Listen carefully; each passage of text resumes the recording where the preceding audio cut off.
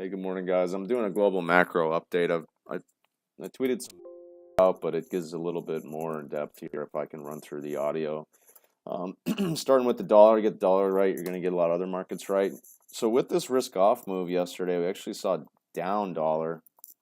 The euro's been rallying, so that's okay. Maybe it has to do with the market kind of front running. If this risk off move continues, that the Fed's going to move dovish. You could talk about rates, you could talk about inflation too. But point being is we don't need to know the why.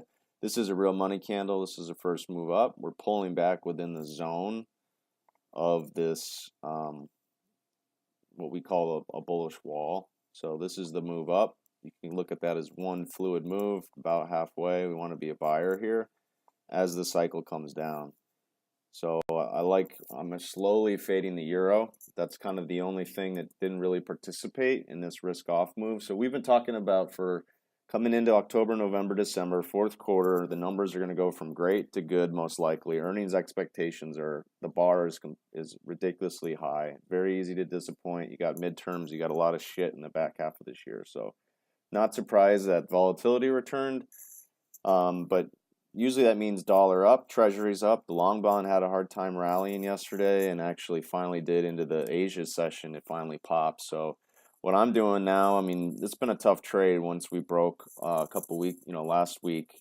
It looks like maybe yields were trying to peak up. It might be a false breakout. But the way I'm playing it is I'm short 10s, small, and I actually covered half yesterday and took some losses because I'm getting a little bit whipped around. But if this 10-year comes back down here, I'll probably get flat 10s for a while, or at least for the time being. And then I've been nibbling on bonds again. So I'm trying to work bonds on the long side, and then I'll short 10s when it rallies. Like this morning probably was a better spot. I got to kind of get back in the flow here. I want to be a buyer down here, a seller back towards 118.5. But if this risk-off move continues in U.S. equities, then the long bond probably going to benefit. It was pretty crazy that you had S&Ps down 100 handles, and you only sold off. Bonds were barely up on the day. So here in S&Ps, I'm trying to be quick. We highlighted that 2865 was a big level. We broke that yesterday, couldn't hold the bands, and then you get the flush. So in our model, when you can't hold the bands, hold the bands. A lot of times you get the move, the deeper pullback to the 200 and or pi. You got the trend line up here. A lot of technicians are going to have the low support from June is all around this 2700 area. So that's definitely within reach. And then we've had a great call on being long the VIX. We were building positions here last month, at the end of last month, and just an enormous move. So there's still room to think that we can go to 30.25. If we get one more push and we do see pi here, 2700 on S&Ps, I'm actually going to start to go the other way and build a put position on UVXY. I tried to draw this up a little bit yesterday. Standard deviation near term is about 4. We get up here towards 60, we'll be at 6 standard deviations on the short term.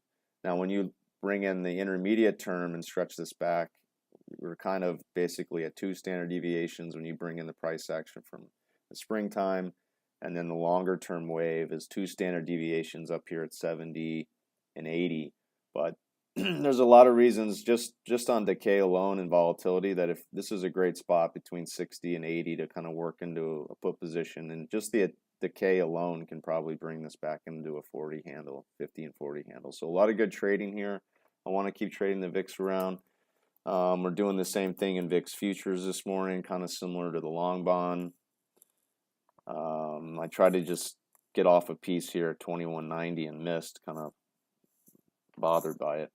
And then also yesterday we had good calls on ACRX.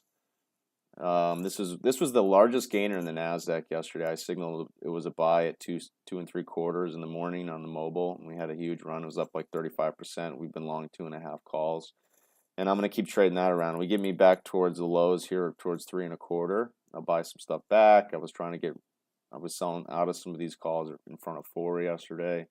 I want to keep trading that around. And then, of course, Tesla is another name we like on the short side. I added some 240 puts and 250 puts. Yesterday, it looks like we're kind of trading down at 252 right now. So maybe we can come out of some of that on the open. But still, let's just continue to watch stocks. That pie level seems like it's in play. If we rally, I did cover oil. This it got flat in my oil short this morning. Just that way, if we do rally, I covered pretty much the low. If we do rally back towards 72.5, 73, I'm going to reshort there. That's kind of the same play as if stocks bounce. So hopefully that, guys, that helps. And it's probably going to be another good day. A lot of back and forth.